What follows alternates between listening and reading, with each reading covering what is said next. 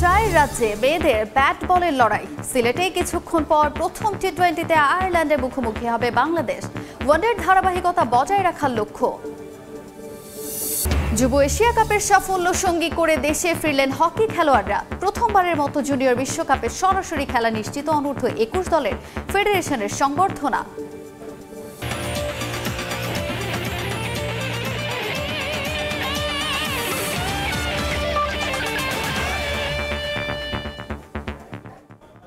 বিশ্বের নানা প্রান্তে খেলাধুলার খবর নিয়ে আমাদের নিয়মিত আয়োজন খেলার সময়, আর এই আয়োজনে আপনাদের সঙ্গে আছি আমি তাজিন খন্দকার। শুরুতেই বাংলাদেশ আয়ারল্যান্ড নারী টি-20 সিরিজের খবর। মিরপুরের পর চায়ের দেশ সিলেটে 3 ম্যাচ সিরিজের প্রথম ম্যাচে আজ আইরিশদের আতিথ্য দেবে নিগার সুলতানা জ্যোতির দল। ওয়ানডের আত্মবিশ্বাস আছে, তবে ভেন্যু আর ফরম্যাটের পরিবর্তনটাও মাথায় রাখতে চাইছেন টাইগ্রাস অধিনায়ক। অন্যদিকে ঘুরে দাঁড়াতে চায় অতিথিরা। সিলেটে প্রত্যাশা ব্যাটিং বান্ধব উইকেটের। ম্যাচ শুরু দুপুর 2টায়। দিগিন সিংহের ছবিতে জয়ন্ত কুমার দাসের রিপোর্ট। গায়ে চা কন্যাদের ঐতিহ্যবাহী পোশাক, পিঠে ঝুলানো পাতা সংগ্রহের ঝুড়ি। চায়ের দেশের নতুন সাজে নিগার সুলতানা জ্যোতি আর গেবি লুইস। সিলেটের মালনীছড়া চা বাগানের দৃশ্য এটা। বাংলাদেশ আয়ারল্যান্ড টি-20 সিরিজের আগে এমন ভিন্নধর্মী আয়োজনের কৃতিত্ব ক্রিকেট বোর্ডের। লড়াই শুরুর আগে সোনালী ট্রফি হাতে ফটো সেশনে অংশ নেন দুই দলের অধিনায়ক।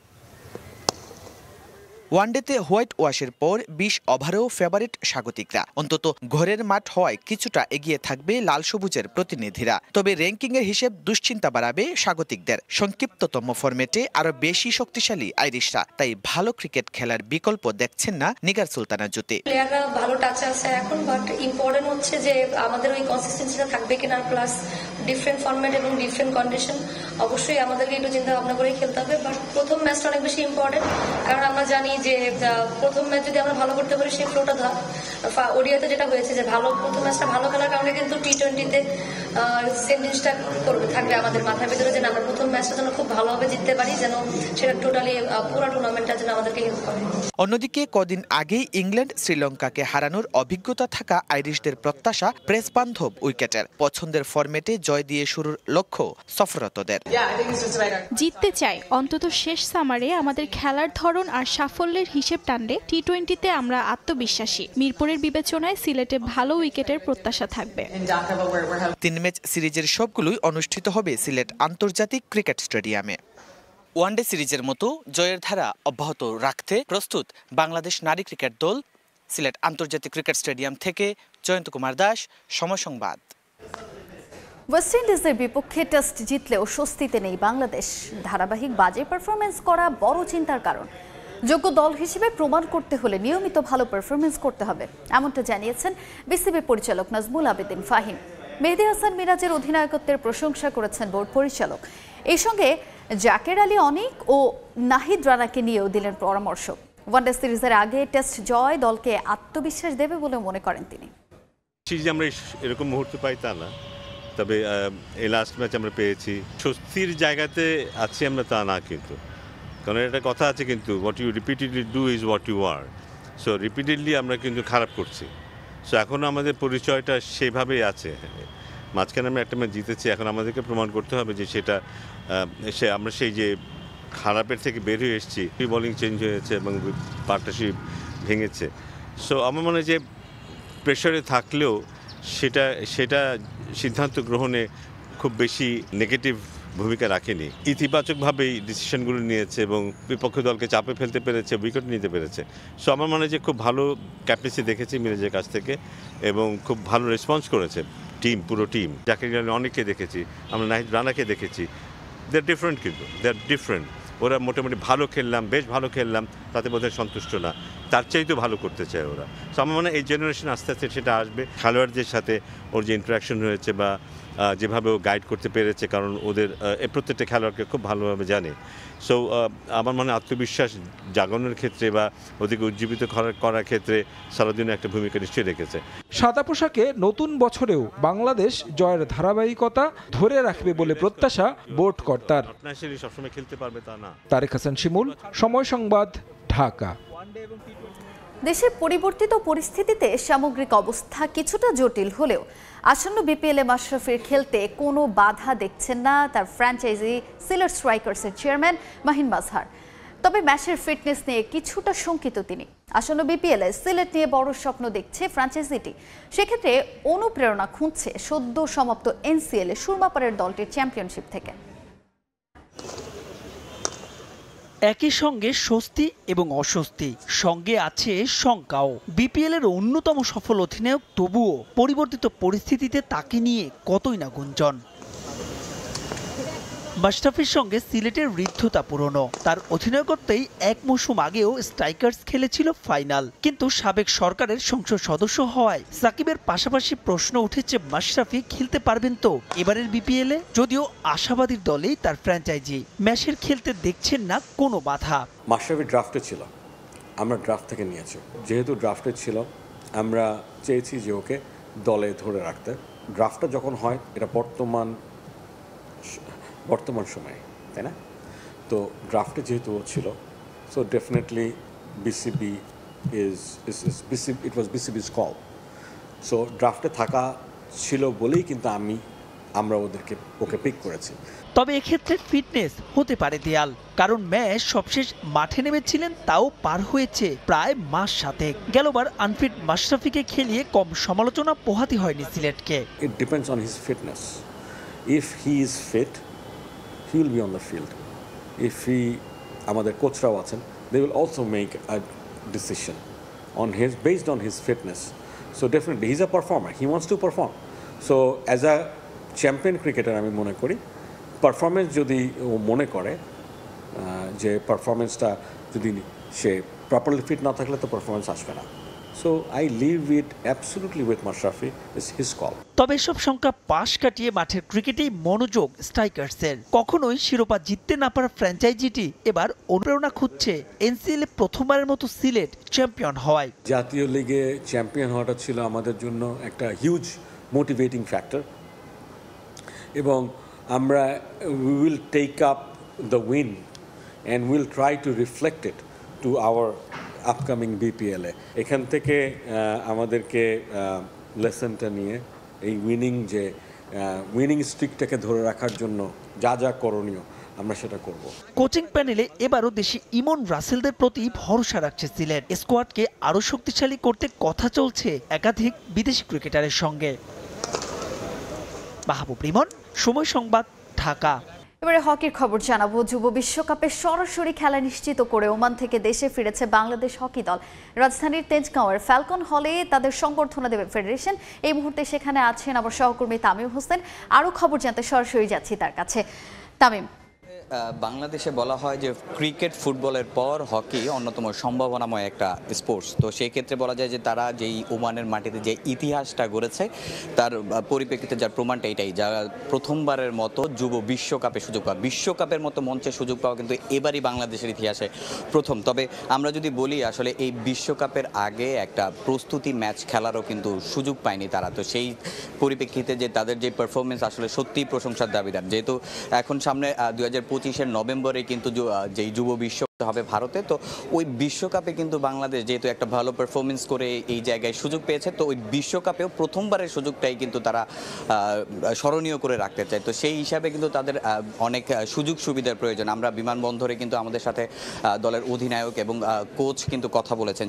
তাদের কথা একটাই যে আসলে যদি হকিটাকে আরও সামনে এগিয়ে নিয়ে যেতে হয় তাদের কিন্তু অনেক পর্যাপ্ত সুযোগ সুবিধা দিতে হবে। যেমন আমরা যদি বলি যে আসলে প্রস্তুতি ম্যাচ খেলারও কিন্তু তারা সুযোগ পায়নি। তো সেই হিসাবে যদি নতুন বিশ্বকাপে তাদের ভালো করতে হয় তাদেরকে অনেক আগ থেকে একটা লম্বা ক্যাম্প চালু করতে হবে। এছাড়া ঘরোয়া লিগ, আমরা জানি যে আসলে ঘরোয়া লিগগুলো কিন্তু অনিয়মিত, এবং যে ঘরোয়া লিগ ওইখানেও কিন্তু ফ্যাসিলিটিস একেবারে খুবই নগণ্য। তো ওই হিসাবে যদি তাদের ভালো কিছু তাদের কাছ থেকে আনতে হয় বিশ্বকাপে, যদি তাদের হাত ধরে ভালো কিছু বাংলাদেশ চায়, সেক্ষেত্রে তাদের কিন্তু লম্বা সময় একটা ক্যাম্পের ব্যবস্থা করে দিতে হবে। এরপর ঘরোয়া লিগের মান আরও উন্নতি করতে হবে। আমরা কিন্তু জানি যে এর আগে হকি ফেডারেশনের নানা ধরনের জটিলতা ছিল। ইভেন আপনার হকি ফেডারেশনের কর্তাদের মধ্যেও কিন্তু নানা ধরনের ঝামেলা ছিল। তো সেই হিসাবে এখন কিন্তু যেহেতু অনেক কিছুই পরিবর্তন হয়েছে এবং খেলোয়াড়রাও এখন ওইটাই দাবি করছেন যে আসলে তাদের হকিটাকে যেন তারা আরও অনেক দূর এগিয়ে নিয়ে যেতে পারেন। তো সেই হিসেবে কিন্তু তাদেরকে অনেক ফেডারেশনের কিন্তু অনেক দায়িত্ব নিতে হবে। আজকে কিন্তু এখানে আমরা যদি বলি আসলে তাদেরকে যেহেতু প্রথমবারের মতো বিশ্বকাপের মঞ্চে তারা জায়গা করে নিয়েছে, তাদেরকে কিন্তু এখানে আজকে সভাপতি মহোদয় কিন্তু তাদের সংবর্ধনা দিবে ঘটা করে। তো সভাপতির কাছেও কিন্তু তারা আজকে তাদের যেই হকির উন্নতিতে যে ধরনের সুযোগ সুবিধা প্রয়োজন তার কিছু কথা কিন্তু তাদের সভাপতির কাছে জানাবেন। তো এই ছিল আমার কাছে সর্বশেষ তথ্য। যুব বিশ্বকাপের সরাসরি খেলা নিশ্চিত করে ওমান থেকে দেশে ফিরেছে বাংলাদেশ হকি দল এবং একই সঙ্গে কিন্তু তারা বাংলাদেশ অনূর্ধ্ব 21 যে দলটা তারা কিন্তু জুনিয়র এশিয়া কাপে ৫ম স্থান অধিকারও করেছে। সেই খবরই আমার সহকর্মী তামিম হোসেন জানাচ্ছিলেন রাজধানীর তেজগাঁও থেকে। আজই নিষ্পত্তি হতে পারে চ্যাম্পিয়ন্স ট্রফির সব ধরনের জটিলতার। জয়শা আইসিসির দায়িত্ব নেওয়ার পরই সভা ডেকেছেন, যেখানেই আলোচনা হতে পারে চ্যাম্পিয়ন্স ট্রফি নিয়ে। চ্যাম্পিয়ন্স ট্রফির ভেন্যু আর সূচি নিয়ে জটিলতা বেশ পুরনো। গেল ১ ডিসেম্বর আনুষ্ঠানিকভাবে আইসিসির চেয়ারে বসার পর 4 দিনের ব্যবধানে জরুরি সভা ডাকেন জয়শা। ধারণা করা হচ্ছে সব দেশের প্রতিনিধিদের উপস্থিতিতে গুরুত্বপূর্ণ এই সভায় জটিলতার অবসান হতে পারে চ্যাম্পিয়ন্স ট্রফির। তবে গণমাধ্যমের গুঞ্জন এই সভায় চ্যাম্পিয়ন্স ট্রফি নিয়ে কোনো আলোচনা হওয়ার সম্ভাবনাই নেই। এর আগে ভার্চুয়াল মিটিং এর পর হাইব্রিড মডেলে টুর্নামেন্ট আয়োজনের সম্মতি জানায় পাকিস্তান। তবে সেখানে ভারতের আয়ের অংশ তাদের সঙ্গে ভাগাভাগির শর্ত জুড়ে দেয় আয়োজক দেশটি। প্রথমবারের মতো ম্যারাথন আয়োজন করছে বাংলাদেশ অলিম্পিক অ্যাসোসিয়েশন। 20 ডিসেম্বর রাজধানীর জলশিরিতে বিভিন্ন শ্রেণী পেশার মানুষ এতে অংশ নেবেন। পুরস্কার বাবদ এই ম্যারাথনের সর্বমোট ৭২,৯০,০০০ টাকার পুরস্কার প্রদান করবে BOA। দুটি আলাদা বিভাগে অনুষ্ঠিত হবে এই ম্যারাথন, যেখানে থাকবে 10 কিলোমিটার রেস এবং হাফ ম্যারাথন, যেখানে প্রতিযোগীদের দৌড়াতে হবে 21.10 কিলোমিটার। 50 বছরের বেশি বয়স্ক ব্যক্তিরা ভেটেরান ক্যাটাগরিতে দৌড়াবেন। যারা পেশাদার এবং বিভিন্ন প্রতিযোগিতায় অংশ নেন তারা এলিট বিভাগের অন্তর্ভুক্ত। এছাড়া 18 থেকে 50 বছর পর্যন্ত এই সাধারণ একটি ক্যাটাগরি রয়েছে। ক্যাটাগরি ভিত্তিতে প্রথম স্থান অর্জনকারী 1.5 থেকে 2 লাখ টাকা আর্থিক পুরস্কার পাবেন। 20তম হয়েও 20,000 টাকা পাওয়ার সুযোগ আছে। এই ম্যারাথনে 5,000 অ্যাথলিট অংশ নিতে পারবেন রেজিস্ট্রেশনের মাধ্যমে। বছরে অন্তত 2টি ম্যারাথন আয়োজন করার পরিকল্পনা আছে অলিম্পিক অ্যাসোসিয়েশনের।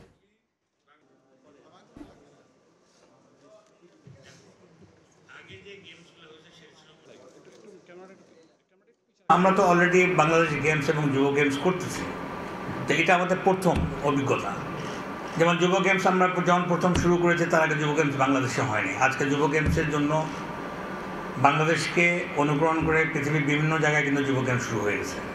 ঠিক একইভাবে অলিম্পিক কিন্তু এখনও ম্যারাথন করেনি এবং বাংলাদেশ অলিম্পিক অ্যাসোসিয়েশন যে উদ্যোগটা নিয়েছে আমি ধন্যবাদ জানাই আমাদের মাননীয় সভাপতি মহোদয়কে, যে ওনার এই উদ্যোগটাকে আমরা স্বাগত করি এবং আশা করি এটার উদ্যোগে ইনশাল্লাহ অন্যান্য এনওসি যারা আছে তারাও হয়তো আমাদেরকে ফলো করবে। আবারও নারী ক্রিকেটের খবর জানাবো। 3 ম্যাচ সিরিজের প্রথম T20-তে কিছুক্ষণ পর আয়ারল্যান্ডের মুখোমুখি হবে বাংলাদেশ। এই মুহূর্তে সিলেট আন্তর্জাতিক ক্রিকেট স্টেডিয়ামে আছেন রিপোর্টার জয়ন্ত কুমার দাস। সরাসরি চলে যাচ্ছি সেখানে। জয়ন্ত, বাংলাদেশ বনাম আয়ারল্যান্ড নারী ক্রিকেট দলের 3 ম্যাচের T20 সিরিজের আজ প্রথম ম্যাচ কিছুক্ষণের মধ্যে অনুষ্ঠিত হবে সিলেট আন্তর্জাতিক ক্রিকেট স্টেডিয়ামে। ইতিমধ্যেই যারা ক্রিকেট প্রেমী রয়েছেন, সিলেটের ক্রিকেট প্রেমীরা কিন্তু টিকিট কেটে তারা স্টেডিয়ামে প্রবেশ করছেন এবং যেহেতু বাংলাদেশ ফুরফুরা মেজাজে রয়েছে, কারণ গত ওয়ানডে সিরিজ কিন্তু হোয়াইট ওয়াশ করেছে আয়ারল্যান্ডকে, কাজেই বাংলাদেশের খেলা দেখতে এবং পূর্বের মতো এই সিরিজও যাতে বিজয় লাভ করে এই প্রত্যাশায় কিন্তু ক্রিকেট প্রেমীরা মাঠে প্রবেশ করছেন এবং তাদের লাল সবুজে প্রতিনিধিত্বকারী দল বাংলাদেশকে সাপোর্ট দেওয়ার জন্য প্রবেশ করছে। তবে বলা যায় কিছুটা দর্শক খরা রয়েছে। তবে যেহেতু সিরিজে প্রথম ম্যাচ আজকে দর্শক কম হলেও যেহেতু আগামীকাল আরো যে 2টি ম্যাচ রয়েছে সেই 2টি ম্যাচে দর্শকের উপচে পড়া ভিড় হবে এমনটাই মনে করছেন। তবে বাংলাদেশ ফুরফুরা মেজাজে থাকলেও আয়ারল্যান্ড দল কিন্তু হোয়াইট ওয়াশ হওয়ার কারণে কিন্তু তারা বলছিলেন যে অতীতের যে ব্যর্থতা রয়েছে সেই ব্যর্থতা ঘুরে দাঁড়াবে এবং এই সিরিজে আয়ারল্যান্ডও কিন্তু জয় জয়ের স্বপ্ন দেখছেন, বাংলাদেশও জয়ের স্বপ্ন দেখছেন, দুই দলই কিন্তু জয়ের স্বপ্ন দেখছেন। জানিয়ে রাখতে চাই আজকে যেহেতু প্রথম ম্যাচ, সেহেতু দর্শকের সংখ্যা কিছু কম হবে। গতকাল কিন্তু সকালে আয়ারল্যান্ড দল কিন্তু প্র্যাকটিস করেছে এবং বিকেলে প্র্যাকটিস করেছে বাংলাদেশ দল। একেবারে বলা যায় জ্বালিয়ে নিয়েছে দুই দলেই এবং আজকে তাদের সেরা পারফরমেন্স দেওয়ার জন্য প্রস্তুত রয়েছে। 12টার দিকে বাংলাদেশ এবং আয়ারল্যান্ডের দুই টিমই কিন্তু স্টেডিয়ামে এসে পৌঁছায়। কিছুক্ষণের মধ্যেই হয়তো টস হবে কিছুক্ষণের মধ্যেই। জানিয়ে রাখতে চাই প্রথম দুই ম্যাচের জন্য বাংলাদেশ স্কোয়াডে যারা যারা রয়েছেন: নিগার সুলতানা জ্যোতি, যিনি অধিনায়কত্ব করবেন, নাহিদা আক্তার, মুর্শিদা খাতুন, দিলারা আক্তার, শারমিন আক্তার সুপ্তা, সুবহানা মুস্তারি, স্বর্ণা আক্তার, ঋতুমণি, রাবেয়া, ফাহিমা খাতুন, ফারিয়া ইসলাম তৃষ্ণা, জাহানার আলম, জান্নাতুল ফেরদৌস সুমনা, তাজনাহার, সানজিদ আক্তার মেঘলা এবং রিজার্ভে রয়েছেন দিশা বিশ্বাস, শামিমা সুলতানা এবং শারমিন সুলতানা। যেহেতু 2টার সময় শুরু হবে প্রথম ম্যাচ, যেহেতু দর্শকরাও আসা শুরু করে দিয়েছে এবং বাংলাদেশ এবং আয়ারল্যান্ডের যে যারা রয়েছে তারাও কিন্তু ইতিমধ্যে স্টেডিয়ামে রয়েছে। কিছুক্ষণের মধ্যেই টস হবে, টসের পরপরই কিন্তু তারা মাঠে নামবে এবং দুই দলই প্রস্তুত রয়েছেন। আসলে এই টি-20 সিরিজে কিন্তু বাংলাদেশও কিন্তু জেতার স্বপ্ন দেখছে, আয়ারল্যান্ডও কিন্তু জেতার স্বপ্ন দেখছেন। এবার আসলে দেখা যাবে যে আসলে শেষ হাসে কে হাসে। 2টার সময় শুরু হচ্ছে ম্যাচ, দর্শকরা আসা শুরু করে দিয়েছে এবং লড়াইয়ের জন্য প্রস্তুত বাংলাদেশ এবং আয়ারল্যান্ড নারী ক্রিকেট দল। দেখা যাক ম্যাচ শেষে জয়ের হাসি কে হাসি। এই ছিল আমার কাছে সিলেট আন্তর্জাতিক ক্রিকেট স্টেডিয়াম থেকে বাংলাদেশ আয়ারল্যান্ডের যে 3 ম্যাচে টি-20 সিরিজ চলছে, এটি প্রথম ম্যাচের সর্বশেষ খবর। ওয়ানডেতে আয়ারল্যান্ডকে হোয়াইট ওয়াশের সুখস্মৃতি সঙ্গী করে কিছুক্ষণ পর সিলেটে সিরিজের প্রথম টি-20তে মাঠে নামতে যাচ্ছে বাংলাদেশ। সেই খবর জানাতে সিলেট আন্তর্জাতিক ক্রিকেট স্টেডিয়াম থেকে সহকর্মী জয়ন্ত কুমার দাস সরাসরি যুক্ত হয়েছিলেন। খেলার সময় শীর্ষ সংবাদগুলো জানিয়ে দিচ্ছি আরেকবার। 4 রাজ্যে মেয়েদের লড়াই। সিলেটে প্রথম টি-20তে বাংলাদেশের বিপক্ষে টস জিতে ব্যাটিংয়ে আয়ারল্যান্ড। ওয়ানডে পারফরমেন্স ধরে রাখার লক্ষ্য টাইগার্সদের। যুব এশিয়া কাপের সাফল্য সঙ্গী করে দেশে ফিরলেন হকি খেলোয়াড়রা। প্রথমবারের মতো জুনিয়র বিশ্বকাপে সরাসরি খেলা নিশ্চিত অনূর্ধ্ব 21 দলের। ফেডারেশনের সংবর্ধনা। এই ছিল খেলার সময়ে, সঙ্গেই থাকুন সময়ের।